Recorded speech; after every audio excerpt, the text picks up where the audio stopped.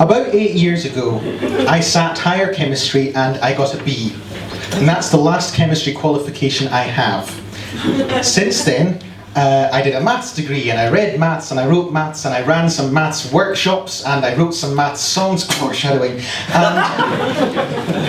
And now I've got an official document that says I am a postgraduate researcher in chemistry. And that's nice, but I don't really understand how I got here. I've got into the spirit of it anyway. You may have noticed the lab coat. The sharp-eyed amongst you may have noticed something suspicious about the lab coat. It's clean. Also, we're not supposed to wear them outside the lab because they get all covered in science and all sorts of things. Also, there's a bunch of scientists backstage. I wore this for 2 minutes. They found 5 more suspicious things about it that I had no idea about. The reason for all this is that I don't actually use this lab coat for anything. I'm not allowed to handle the chemicals. I'm still very much on the theoretical side. I got a lab coat because I wanted one. You see, on one of those weird random journeys between my maths degree and this chemistry thing, I was very, very briefly doing a finance type thing, and I had my business trousers and my business tie and my business suit and my business nail polish because I had to rebel somehow. And I was considering getting, for practical reasons, a second suit. But then I realised, if I've reached the stage where I'm getting my second suit before my first lab coat, something's gone wrong somewhere. So as soon as I knew I was coming anywhere near science, I resolved to get a lab coat. I didn't know if I would need it. I didn't care. I did actually know that I probably wouldn't need it. I still didn't care, and I couldn't quite afford it yet. I got one once I could. So now I'm in a chemistry research group, and I'm a mathematician again, which is great. I'm the mathematician, so people come to me saying, Alastair, help me to count my chemicals, I paraphrase.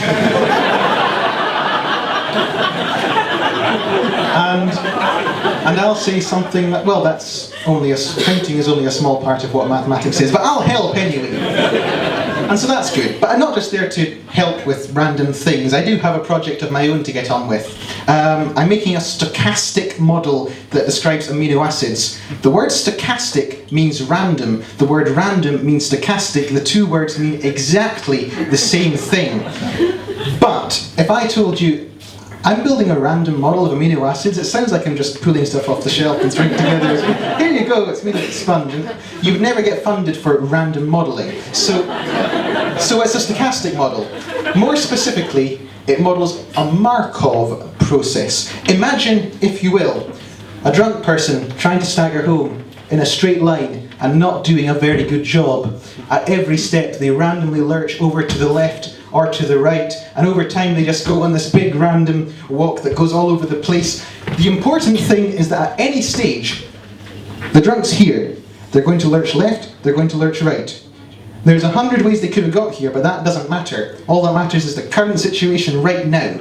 And that's the important principle behind Markov processes, which I feel like you could make a motivational poster out of. Markov processes. It doesn't matter how you got here. What matters is what you do next. So this Markov process describing amino acids, what is it all actually for? The short answer is, we're trying to find the origins of life.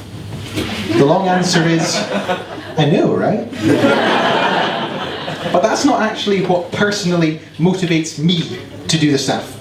I want you to bear in mind that these amino acids forming together into chains, that's basically proteins once you get big enough.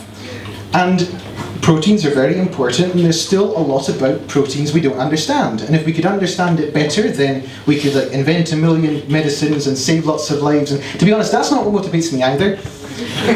I do care about saving the world, but it all kind of seems a bit distant and abstract when you're actually trying to do the work, so it's worth focusing on the actual tangible things in front of you, the topological properties of the mathematical structures you're trying to understand.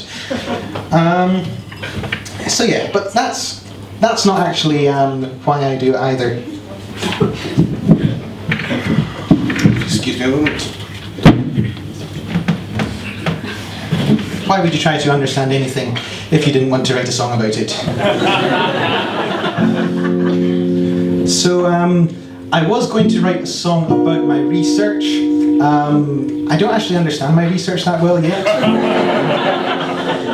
I ended up writing a song about someone else's research that I understand even less.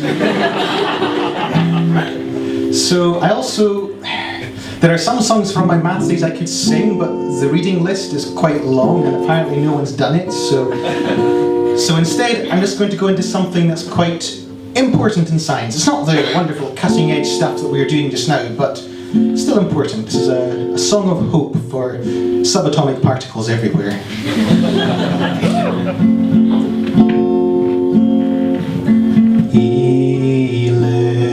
Electron building an atom, don't emit that light. You will be alright, 'cause there can be no one like you in the universe. Don't be afraid of what Pauli conceives. You should make a stand.